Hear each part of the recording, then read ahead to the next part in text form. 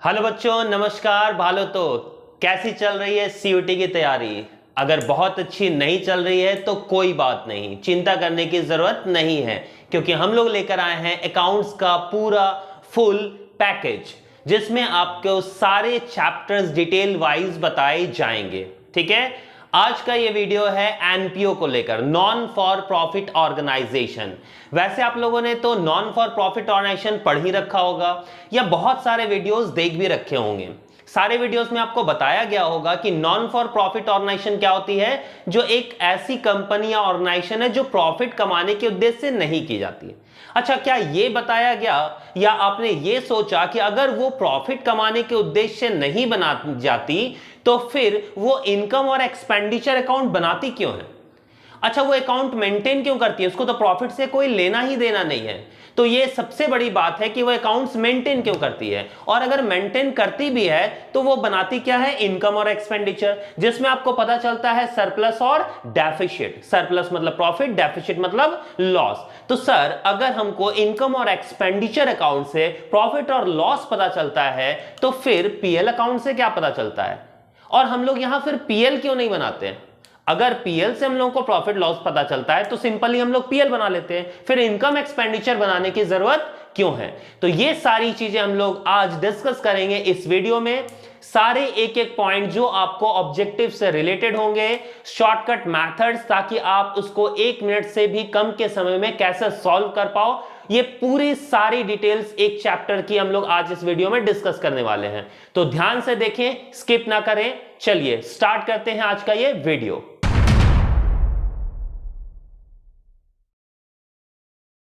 तो सबसे पहले हम लोग डिस्कस करते हैं नॉन फॉर प्रॉफिट ऑर्गेनाइजेशन क्या होता है। देखो, नॉन फॉर प्रॉफिट ऑर्गेनाइजेशन ही आपको पढ़ाया गया है, बट मैं इसमें बता रहा हूं non for trading organization. NTO भी मैं पढ़ाऊंगा, यह है NPO, non for profit organization. लेकिन याद रखोगे, नॉन ट्रेडिंग ऑर्गेनाइजेशन भी ये सारे अकाउंट्स बनाती है। तो सर अब ये दोनों है क्या, पहले समझोगे। पहला हम लोग पढ़ रहे हैं नॉन फॉर प्रॉफिट ऑर्गेनाइजेशन, एक ऐसी संस्था, एक ऐसी कंपनी, एक ऐसी ऑर्गेनाइजेशन जिसका मेन उद्देश्य प्रॉफिट कमाना नहीं होता। ये तो आपने पढ़ ही रखा होगा, जैसे स्कूल, कॉलेज, मंदिर, मस्जिद, गुरुद्वारा, या एनजीओ जो चलाते हैं वो सारे, या क्लब्स हो गए, लाइब्रेरीज हो गई।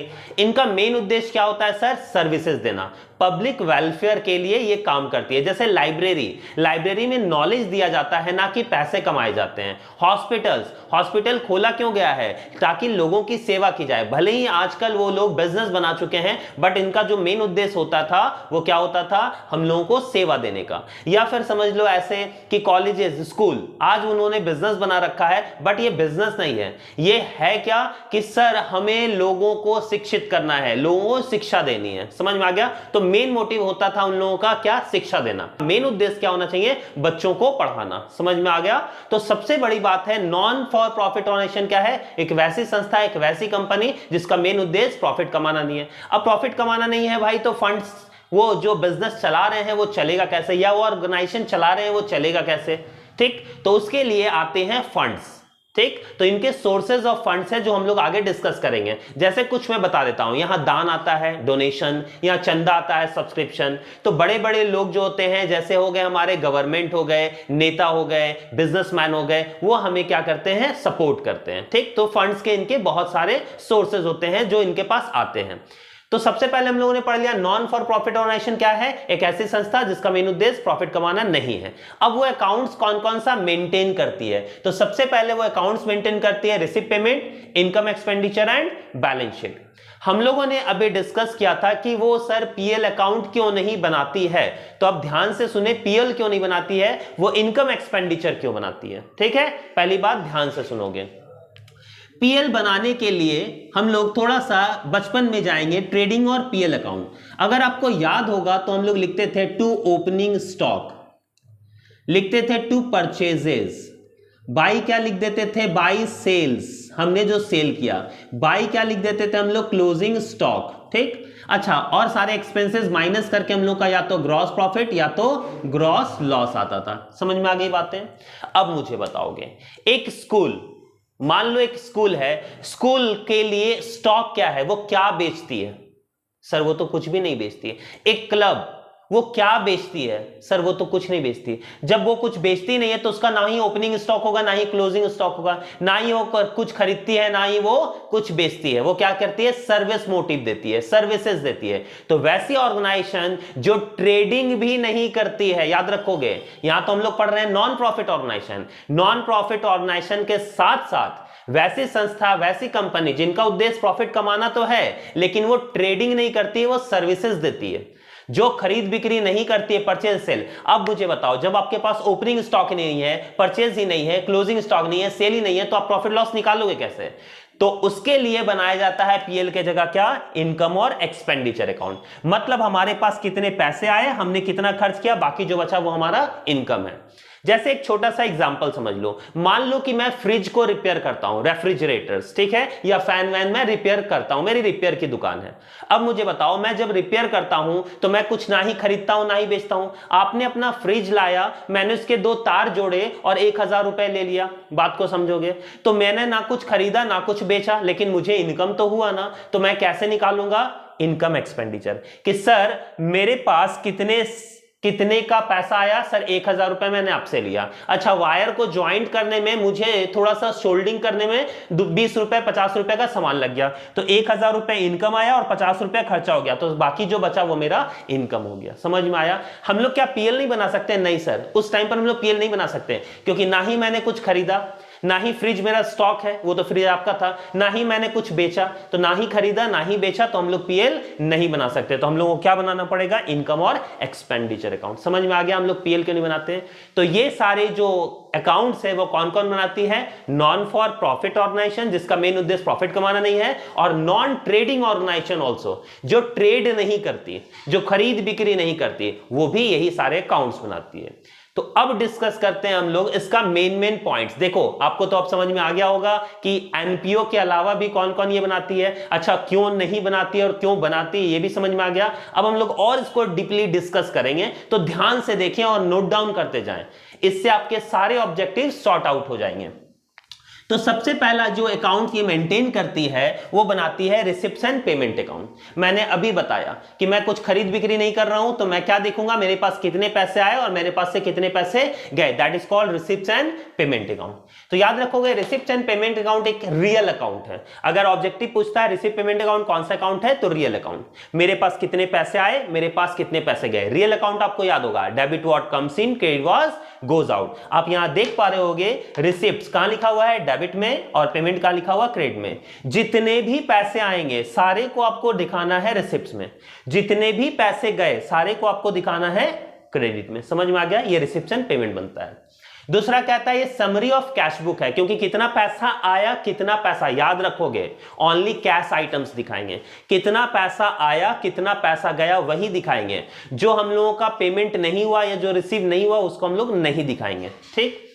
अच्छा, डेबिट बैलेंस क्या है? Cash receipts. आपको दिख रहा होगा डेबिट बैलेंस है कैश रिसिप्ट्स। क्रेडिट बैलेंस क्या कहता है? Cash payment. क्रेडिट में हम लोग पेमेंट को दिखाते हैं।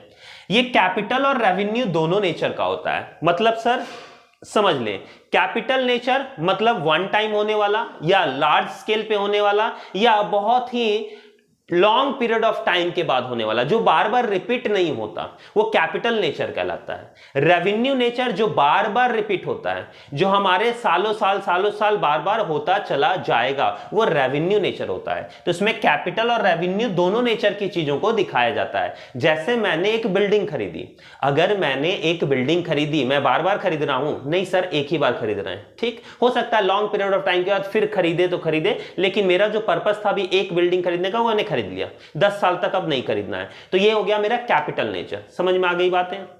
लेकिन मैंने उसको रिपेयर करवाना है, व्हाइट वॉश करवाना है, तो ये सालों साल होता रहता है। ठीक है, हर बार रिपेयर हम लोग करवाते हैं, ये रेवेन्यू नेचर है। अच्छा, मैंने उसका इलेक्ट्रिसिटी बिल दिया, बिल एक ही बार देंगे? नहीं सर, हर मंथ देना पड़ता है, ये बार बार होता है, तो वो रेवेन्यू नेचर है। ठीक है, तो हम उसको भी दिखाएंगे। तो यहां पर कैपिटल और रेवेन्यू बोथ नेचर को दिखाया जाता है, एक बार भी होने वाले और बार बार भी होने वाले, दोनों चीजों को दिखाया जाता है। ठीक है, समझ के?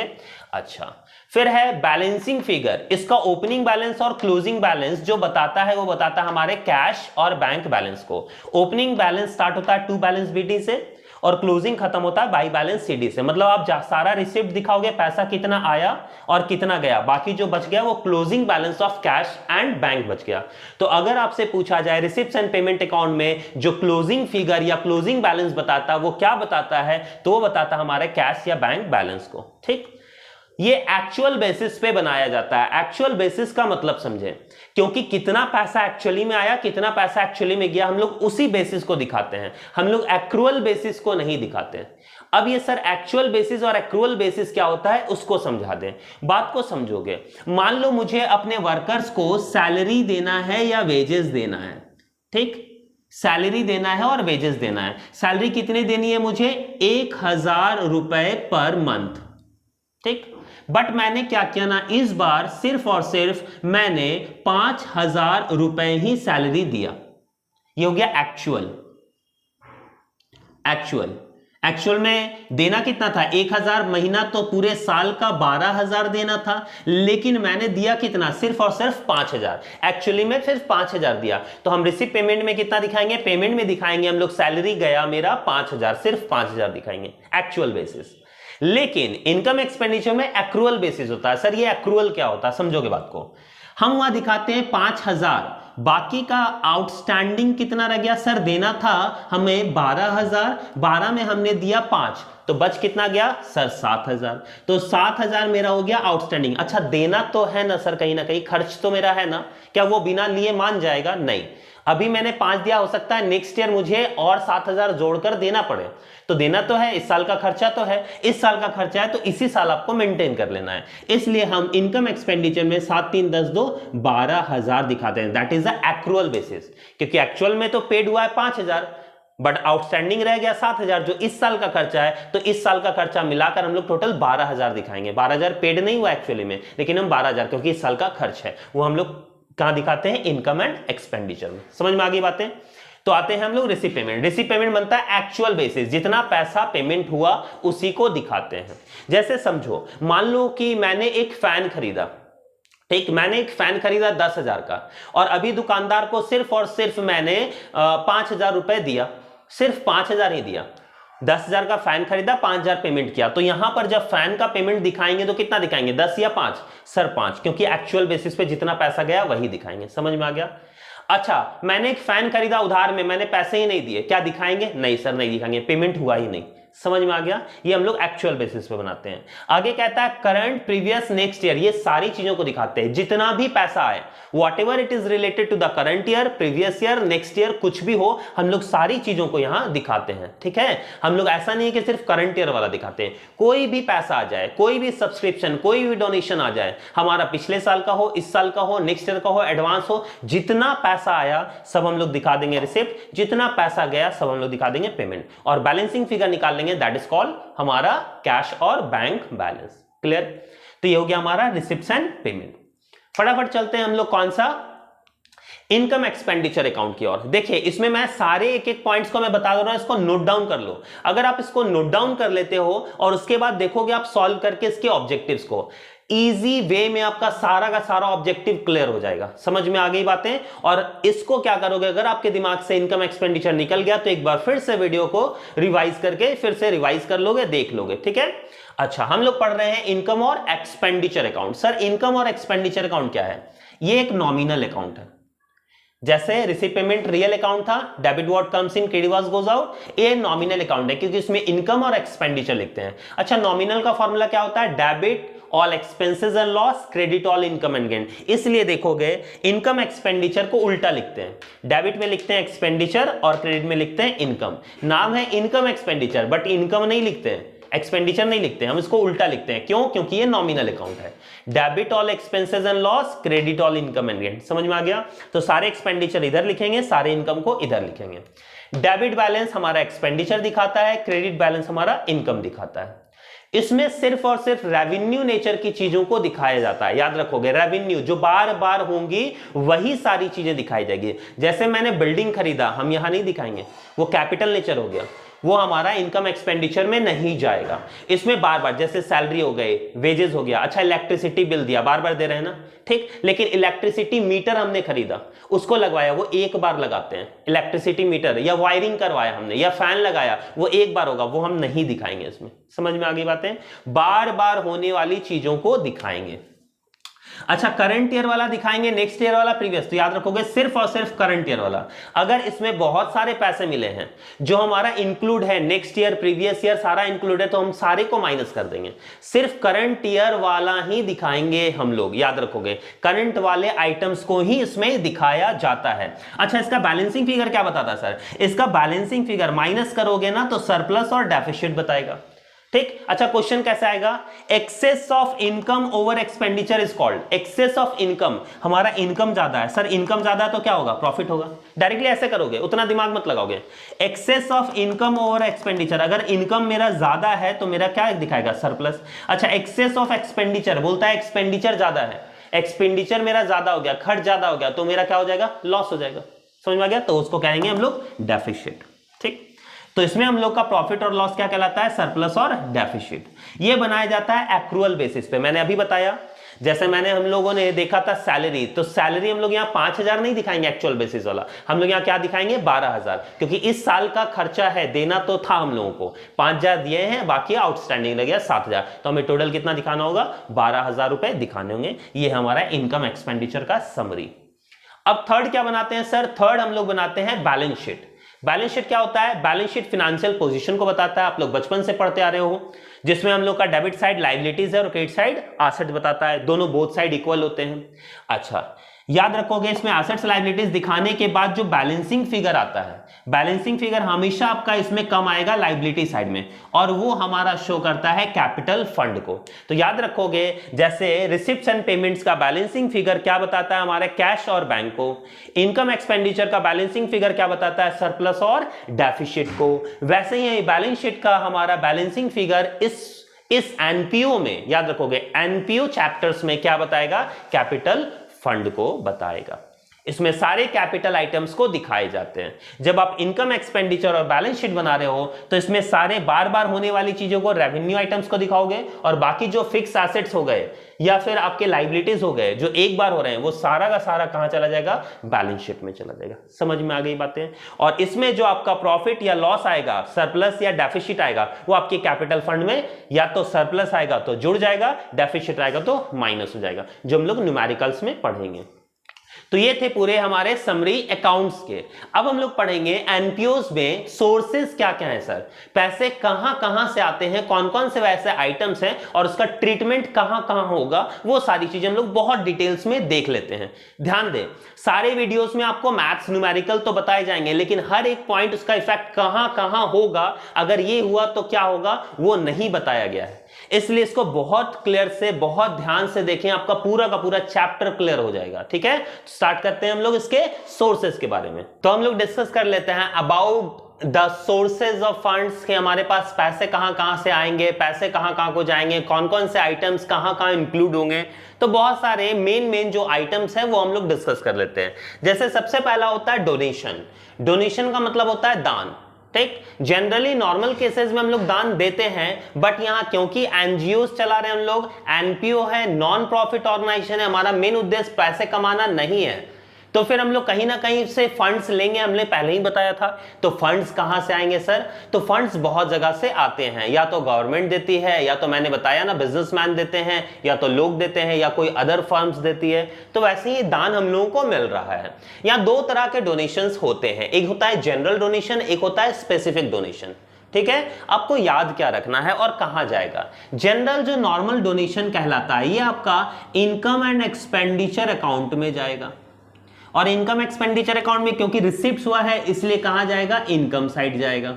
ये आपको याद रखना है। लेकिन स्पेसिफिक डोनेशन मतलब स्पेसिफिक काम के लिए दिया जाए। अगर बोल दिया जाए कि लो भाई डोनेशन फलाना और ढकाना काम के लिए तुमको दे रहा हूं, तो फिर वो इनकम एक्सपेंडिचर में नहीं जाकर बैलेंस शीट में जाएगा। सर ऐसा क्यों?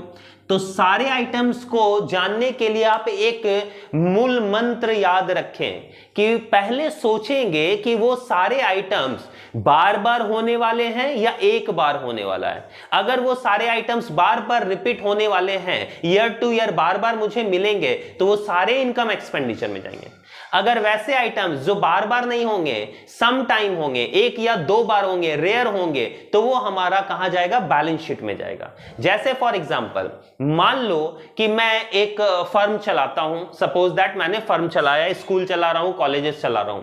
अच्छा, मोदी जी आते हैं और मुझे बोलते हैं भाइयों एंड बहनों लो ये पैसे लो, क्योंकि दान के लिए तो वो देंगे ही नहीं, तो उन्होंने डोनेशन के लिए कुछ पैसे दिए। ठीक, अच्छा वो चले गए। दोबारा जब फिर से आएंगे, फिर से मैं जाकर पैर छूंगा, मोदी जी कुछ, फिर से वो दान देकर चले जाएंगे, फिर मैं वेलफेयर में यूज कर लूंगा। फिर जब वो आएंगे, फिर मैं जाकर पैर छूंगा कि मोदी जी कुछ, फिर वो दान देंगे। तो याद रखिए, जो भी नेता आएंगे, मैं अगर उनसे बोलूंगा तो वो दान देकर चले जाएंगे। That is a general donation, बार बार मिलेगा।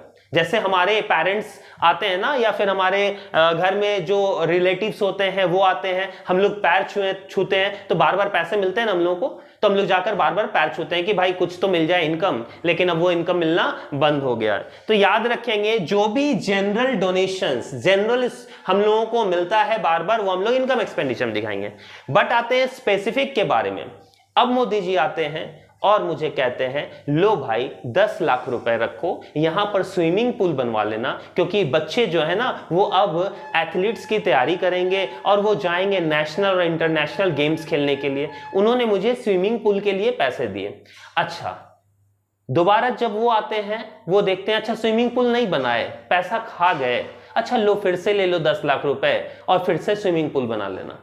अच्छा चले गए, दोबारा मैं फिर पैसे खा जाता हूं, क्या ऐसा होगा? तीसरी बार आएंगे, अच्छा स्विमिंग पूल नहीं बना, फिर दे देंगे। नहीं सर, उन्होंने स्पेसिफिक पर्पस के लिए दिया है तो बनना ही बनना है। बार बार वो स्विमिंग पूल बनाने के लिए पैसे नहीं देंगे, एक ही बार देंगे। जब एक बार देंगे तो वो कैपिटल नेचर हुआ, और कैपिटल नेचर हुआ तो कहां जाएगा, बैलेंस शीट में जाएगा। समझ में आ गई बातें? तो आपको कोई भी चीजें सोचनी है कि वो बार बार होगा या एक बार होगा। ठीक है, तो अगर स्पेसिफिक पर्पस के लिए हो, कंस्ट्रक्शन फॉर अ बिल्डिंग, ठीक, या पवेलियन, ठीक, पवेलियन समझते हो ना, हमारा जो ग्राउंड होता है जहां मैच वैच होते हैं, उस सब के लिए मिलेगा, तो वो सारी चीजें कहां जाएगी, बैलेंस शीट में जाएगी। और अगर बार बार मिलेगा जनरल डोनेशन तो कहां जाएगा, इनकम और एक्सपेंडिचर में जाएगा। ठीक, डोनेशन एक मेजर पॉइंट, और एक मेजर पॉइंट याद रखोगे, डोनेशन का अमाउंट। डोनेशन का अमाउंट अगर स्मॉल अमाउंट्स है, जैसे सारे खर्चे या सारा इनकम जो है ना वो 10,000, 5,000, 7,000, 8,000 इस टाइप का है, आपका डोनेशन जो है ना वो 12,000 मिला सपोज, ठीक, कुछ नहीं लिखा हुआ है, तो आप तो डोनेशन क्या करोगे, इनकम एक्सपेंडिचर में डाल दोगे। लेकिन आपका अगर स्पेसिफिक ना लिखकर जनरल डोनेशन ही लिखा हुआ है, लेकिन अमाउंट सारे स्मॉल है और आपका 15 लाख रुपए डोनेशन मिला है, सारे अमाउंट से कंपैरिजन करोगे तो ये बहुत ह्यूज अमाउंट है। तो जब ऐसा हो कि बहुत ह्यूज अमाउंट मिल जाए और कोई मेंशन नहीं किया कि जनरल या स्पेसिफिक है, तो उसको हम लोग स्पेसिफिक मान लेते हैं और उसको फिर बैलेंस शीट में दिखाते हैं। ये याद रखिए, अगर हमारा सारा अमाउंट स्मॉल है और ह्यूज अमाउंट डोनेशन मिला है तो हम उसको स्पेसिफिक मान लेते हैं कि नॉर्मली नहीं गया है, क्योंकि अगर आप किसी के पैर छूते हो तो क्या 100 या 500 निकाल कर देता है, 5 लाख रुपए थोड़े निकाल कर देगा। और अगर वो 5 लाख रुपए दे रहा है तो कोई स्पेसिफिक कारण होगा, किसी ना किसी चीज के लिए वो दे रहा होगा। समझ में आ गई बातें? तो यहां पर फिर वो ट्रीट कर लिया जाएगा एज अ स्पेसिफिक डोनेशन और हम कहां दिखा देंगे, बैलेंस शीट में। Is it clear? चलिए नेक्स्ट चलते हैं हम लोग। सर डोनेशन के बाद क्या है, सब्सक्रिप्शन। सब्सक्रिप्शन मतलब होता है चंदा। अब चंदा भी मिलता है हम लोगों को, ठीक है ना, जैसे दुर्गा पूजा सरस्वती पूजा में आप लोग चंदा लेते हैं, वैसे स्कूल कॉलेजेस में भी चंदा लिया जाता है, ठीक है, तो वहां से भी पैसे कलेक्ट किए जाते हैं। तो सब्सक्रिप्शन भी हम लोग क्या दिखाते हैं, कहां दिखाते हैं, इनकम और एक्सपेंडिचर अकाउंट में दिखाते हैं, क्योंकि बार बार मिलने वाली चीजें हैं। और इनकम एक्सपेंडिचर में कहां दिखाएंगे, इनकम साइड, क्योंकि पैसा मिलेगा। याद रखोगे, चंदा हम लोगों को मिलेगा, करंट ईयर वाला हम लोग दिखा देंगे। नेक्स्ट आता है life membership fee. Life membership fee क्या होता है समझते हो? जैसे मैंने कोई क्लब ज्वाइन किया, तो क्लब में क्या होता है ना, हर साल रिन्यूअल करवाना पड़ता है, ठीक है। तो मैंने क्या बोला, भाई लाइफ मेंबरशिप, पूरे लाइफ जीवन काल का मुझे मेंबरशिप दे दो, मैं जब तक जिंदा रहूंगा इस क्लब में आता रहूंगा, ठीक है। जैसे हम लोग मोबाइल रिचार्ज करवाते हैं, हर महीना रिचार्ज या 2 महीना या 3 महीना जो भी होता है सब्सक्रिप्शन हम लोग लेते हैं, फिर एक्सपायर करता है, फिर सब्सक्रिप्शन लेना पड़ता है। तो यहां पर क्या है, लाइफ मेंबरशिप फी, मैंने पूरे लाइफ के लिए मेंबर्स बन गया उसका। समझ में आ गया? तो ये क्या आपको लगता है, लाइफ मेंबरशिप फी अगर ये देखा जाए तो पूरे लाइफ के लिए, तो लाइफ कितनी बार आती है आपकी? एक बार या 2 बार या 100 बार? बहुत बार। मतलब मरेंगे फिर जिएंगे, फिर मरेंगे फिर जिएंगे? नहीं सर, वही फिर से बातें याद आती है, हम जीते एक बार हैं, हम मरते एक बार हैं और पढ़ते भी एक ही बार हैं। बार बार पढ़ाई कोई नहीं करता। अरे बोलते क्यों नहीं? तो याद रखोगे यहां लाइफ मेंबरशिप ही, क्योंकि याद रखोगे ऐसे, लाइफ जीते एक बार है, मरते एक बार है। एक बार होगा तो वो कैपिटल नेचर हुआ सर, और कैपिटल नेचर हुआ तो कहां जाएगा सर? वो जाएगा बैलेंस शीट में। जब भी जो चीजें एक बार हो, बार बार ना हो, वो जाएगा बैलेंस शीट में, क्योंकि वो कौन सा नेचर है? कैपिटल नेचर है। समझ में आ गया? तो वो चला जाएगा बैलेंस शीट में। ठीक। अच्छा, लेगेसी सर, लेगेसी, लेगेसी क्या होता है? वसीयत। ठीक। वसीयत क्या होता है? जब हमारे पेरेंट्स या ग्रैंड पेरेंट्स, उनको लगता है कि अब हमारी प्रॉपर्टी हमारे बच्चों के नाम पे ट्रांसफर कर देनी चाहिए, उसको हम लोग वसीयत बोलते हैं। ठीक है। मान लो कि मुझे लग रहा है कि अब मेरा समय आ चुका है, तो मैं अपनी प्रॉपर्टीज क्या करूंगा? अपने बच्चों के नाम पर ट्रांसफर कर दूंगा। ठीक। अब मुझे बताओ, ये बार बार होगा या एक बार होगा? सोचो कि मैंने ट्रांसफर कर दी, मैं मर गया, फिर जिंदा हो गया, फिर मैंने बोला नहीं नहीं वापस लाओ, फिर मैं प्रॉपर्टी दूसरी ट्रांसफर करता, फिर मर गूं, फिर जिंदा। नहीं सर, हम जीते एक बार हैं, मरते एक बार हैं, लेगेसी भी एक बार ही वसीयत ट्रांसफर होगा। That is called balance sheet में जाएगा। हाँ या ना बोले? हाँ सर। तो लेगेसी भी क्या हो जाएगा? बैलेंस शीट में जाएगा। अच्छा सर, एसेट्स, कोई भी एसेट्स है, एसेट्स है तो आपको पता है एसेट्स और लायबिलिटीज कहां जाएगा? बैलेंस शीट में। आपको जैसे इन्वेस्टमेंट दिख गया, फर्नीचर दिख गया, कार दिख गया, कोई भी एसेट दिख गया, फैन दिख गया, ठीक, कोई भी एसेट दिखेगा डायरेक्टली वो चला जाएगा बैलेंस शीट में। लेकिन ओल्ड एसेट शोल्ड, याद रखोगे, अगर लिखा हुआ है कि हमने शोल्ड किया, ध्यान से सुनोगे ये बात, मैंने 10,000 का सामान शोल्ड किया, कोई भी फर्नीचर शोल्ड किया, तो इसका ट्रीटमेंट क्या होगा? अगर सिर्फ शोल्ड लिखा हुआ है तो ये बैलेंस शीट में जाकर फर्नीचर में माइनस हो जाएगा। जैसे मेरा फर्नीचर जो था ना वो 70,000 रुपए का था और लिखता है 10,000 का फर्नीचर मैंने बेच दिया, तो बैलेंस शीट में फर्नीचर क्योंकि एसेट्स है बैलेंस शीट में जाएगा। बैलेंस शीट में एसेट साइड हम दिखाएंगे 70,000 का फर्नीचर और माइनस कर देंगे 10,000 का हमने बेच दिया, 60,000 हम दिखा देंगे, नॉर्मल केसेस। ठीक। लेकिन अगर आपको शोल्ड लिखा हुआ है और यहां लिखा हुआ है कॉस्ट 8,000 रुपए, ध्यान से सुनोगे, कॉस्ट 8,000 के फर्नीचर को हमने शोल्ड किया कितने में? 10,000 में, तो सर इसमें इनकम हुआ या एक्सपेंडिचर हुआ? सर इनकम हुआ। कितने का? 2,000 का। तो ये इनकम फिर इनकम एक्सपेंडिचर में चला जाएगा, इनकम साइड 2,000 रुपए। अच्छा, यही अगर 18,000 का सामान हम 10,000 में बेचे तो लॉस हो गया, तो वो एक्सपेंडिचर साइड चला जाएगा 8,000। फिर से रिपीट कर रहा हूं, नॉर्मल केसेस सिर्फ सोल्ड लिखा रहे तो हम लोग बैलेंस शीट में माइनस कर देंगे, लेकिन अगर उसका कॉस्ट दिया रहे तो कंपैरिजन कर लेंगे कि उसमें प्रॉफिट हो रहा है या लॉस हो रहा है। अगर प्रॉफिट हो रहा है तो हम लोग उसको इनकम एक्सपेंडिचर के इनकम साइड दिखाएंगे, अगर लॉस हो रहा है तो उसको एक्सपेंडिचर साइड में दिखाएंगे। Is it clear? चलिए।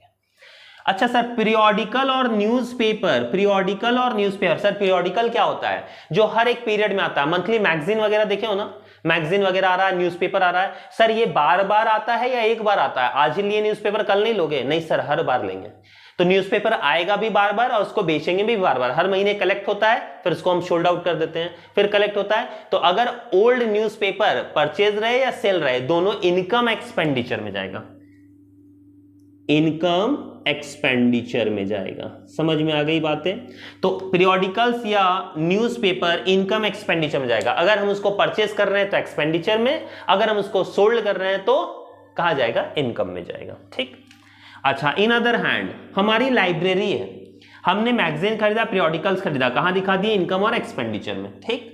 अच्छा, हमने बुक्स भी खरीदा है, बुक्स को कहां दिखाएंगे? इनकम एक्सपेंडिचर या बैलेंस शीट? तो याद रखोगे, बुक्स, एक बुक जब लाइब्रेरी में खरीदा जाता है ना तो उसको 10 साल 20 साल यूज किया जाता है, एज ए एसेट्स है उसके लिए वो प्रॉपर्टीज है, क्योंकि वो बार बार नहीं खरीदेगा, बुक्स एक बार खरीदेगा। तो कहां जाना चाहिए सर? बैलेंस शीट में। मतलब बहुत ध्यान से देखना है आपको कि बुक्स लिखा हुआ है या पीरियोडिकल्स है या न्यूज़पेपर है। पीरियोडिकल और न्यूज़पेपर क्योंकि बार बार होता है वो हमारे इनकम एक्सपेंडिचर में जाएगा, लेकिन बुक्स क्योंकि हम बार बार नहीं खरीदते, एक बार खरीदते हैं, इसलिए ये कहां जाएगा? बैलेंस शीट में जाएगा, एसेट साइड, हमारा एसेट्स है। ठीक। अच्छा, स्पोर्ट्स मटेरियल, मेरी क्लब है, हम क्रिकेट खेलना सिखाते हैं, हमने स्पोर्ट्स मटेरियल खरीदा, सर मेरे लिए एसेट्स है, एसेट्स है तो कहां जाएगा? बैलेंस शीट में जाएगा ऑब्वियसली। अच्छा, sale of old assets, same कहानी मैंने बता दिया अभी। ओल्ड एसेट्स को अगर हम लोग शोल्ड कर रहे हैं तो उसका ट्रीटमेंट क्या होगा ये तो हमने बता ही दिया। इंट्रांस फी क्या होता है सर? इंट्रांस फी मतलब याद रखेंगे एडमिशन फी। आप कभी भी स्कूल में जाते थे या स्कूल में आपने क्लास 1 से 2, 2 से 3 प्रोग्रेस किया तो क्या हर बार एडमिशन करवाते थे या एक बार करवाते थे? सर हर साल एडमिशन करवाना पड़ता है। तो मान लो मैं स्कूल हूं और बच्चों का मैं एडमिशन हर साल लेता हूं तो हर साल मेरे पास इनकम आएगा या नहीं आएगा? हां सर ऑलवेज आएगा। इसीलिए ये मेरा बार बार का इनकम है, इसलिए हम इसको इनकम एक्सपेंडिचर में दिखाएंगे। कहां? इनकम साइड दिखाएंगे। समझ में आ गया?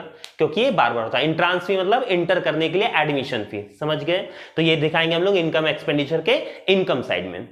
अच्छा, गवर्नमेंट ग्रांट्स, अगर मान लो मैं एक ऐसी एनजीओ संस्था चला रहा हूं, ठीक है, या समाज सेवा कर रहा हूं, तो गवर्नमेंट मुझे सहायता देगी या नहीं देगी? हां सर देगी। तो अब मुझे बताओ, गवर्नमेंट जब मुझे सहायता देगी तो एक ही बार देगी या बार बार देगी? सर बार बार देगी।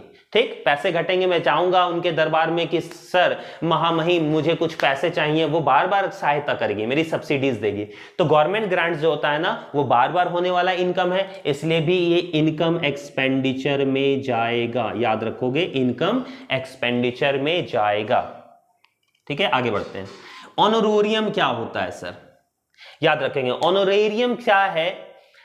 अब हम लोग इसको थोड़े से एग्जाम्पल के थ्रू समझ लेते हैं। एग्जाम्पल क्या है ऑनोरेरियम का, समझोगे? ये एक तरह का खर्च है, ये एक तरह का खर्च है जिसको हम लोग इनकम एक्सपेंडिचर में एक्सपेंडिचर साइड्स दिखाते हैं। ठीक है, ये एक तरह का खर्च है। सर है क्या?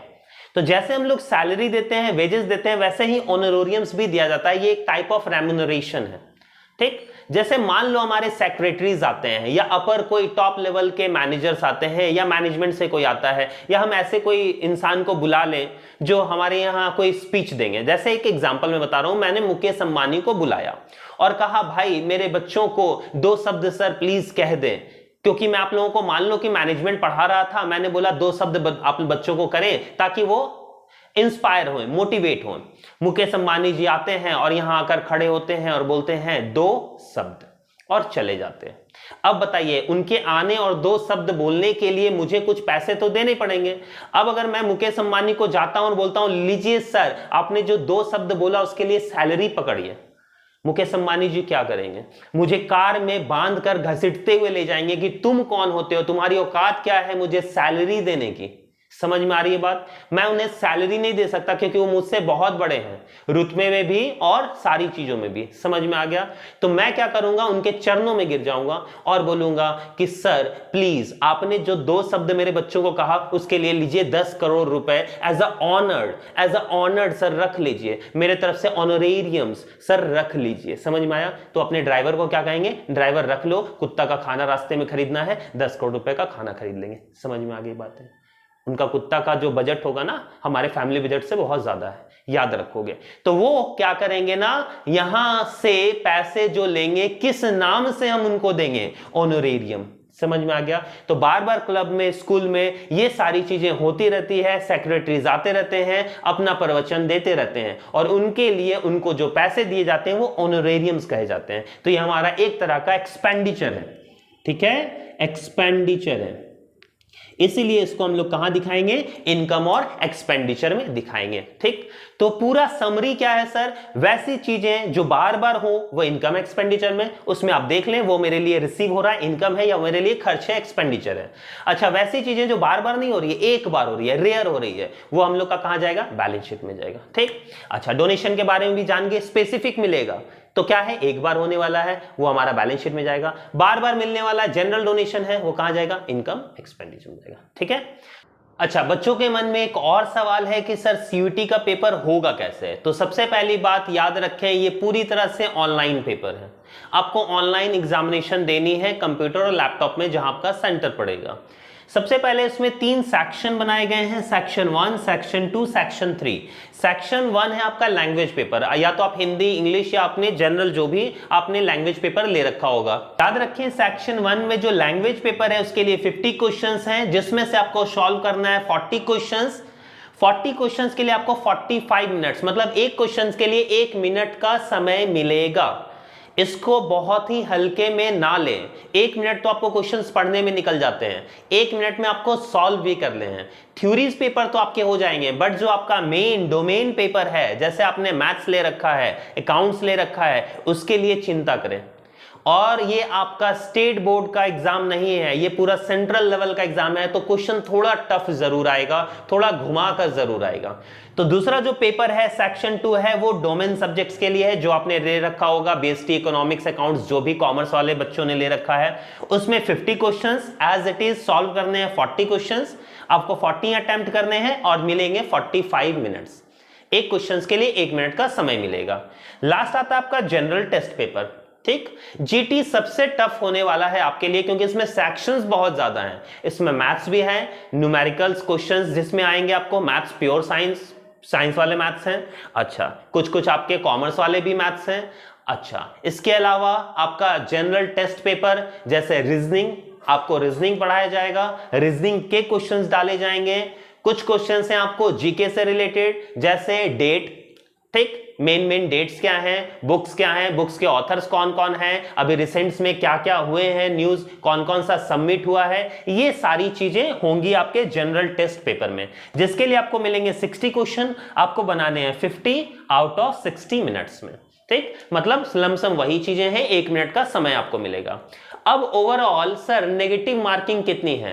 अगर आप क्वेश्चन देखो, एक क्वेश्चन आप सही बनाते हो, एक क्वेश्चन के लिए आपको 5 मार्क्स मिलता है, ठीक है, और अगर आप रॉन्ग करते हो तो आपका 1 मार्क्स कट हो जाता है। मतलब अगर हम देहाती में कहें तो अगर आपने 5 क्वेश्चन गलत कर दिए तो आपका एक राइट वाला रॉन्ग हो जाएगा, तो राइट वाले को कट कर दिया जाएगा। ये बातें याद रखें कि अगर आप 5 क्वेश्चन गलत करते हो तो आपका एक सही वाला गलत हो जाएगा, 1/5 का रेशियो है, ये याद रखेंगे। तो नेगेटिव मार्किंग भी इसमें बनी हुई है, समझ में आ गया? तो आप बहुत ध्यान से हर एक पेपर को देखें। हम लोग बहुत जल्द आपका जीटी पेपर भी लेकर आने वाले हैं, जिसमें सर आपको मैथ्स बताएंगे, उसमें सारे जीके जीएस के सारे नोट्स करवाए जाएंगे, तो हर एक चीज को बहुत ध्यान से आपको बताया जाएगा। तो तैयार रहें हमारे नेक्स्ट अपकमिंग वीडियोस के लिए। तो आज हम लोगों ने पढ़ लिया एनपीओ का सारा थ्योरीज, आप उसको पूरा नोट डाउन कर लें, उसको रिवाइज कर लें, क्योंकि हम लोग जो अपने नेक्स्ट वीडियो में लेकर आएंगे उसमें लेकर आएंगे उसके न्यूमेरिकल्स को, कि सर क्वेश्चंस कैसा आएगा, पैटर्न कैसा है, न्यूमेरिकल्स कैसे सॉर्ट आउट करेंगे, ठीक है। अकाउंट्स में बेसिकली क्या आएगा, या फिर आप फर्दर सब्जेक्ट्स की भी बात करें उसमें क्वेश्चंस कैसा आएगा, पैसेज टाइप के क्वेश्चंस आने के चांसेस भी ज्यादा हैं। जैसे आपको एक लॉन्ग क्वेश्चन दे दिया जाएगा और उसको शॉर्ट आउट करके उसके 4 से 5 आंसर्स देने हैं, ठीक है। तो इसके लिए हम लोग सारे के सारे क्वेश्चंस को भी शॉर्ट आउट करेंगे। तो देर ना करें, इसको देख लें, पूरे वीडियोस को नोट डाउन कर लें और नेक्स्ट वीडियो की इंतजार करें। हम लोग मिलते हैं अपने नेक्स्ट वीडियो में। धन्यवाद, बाय।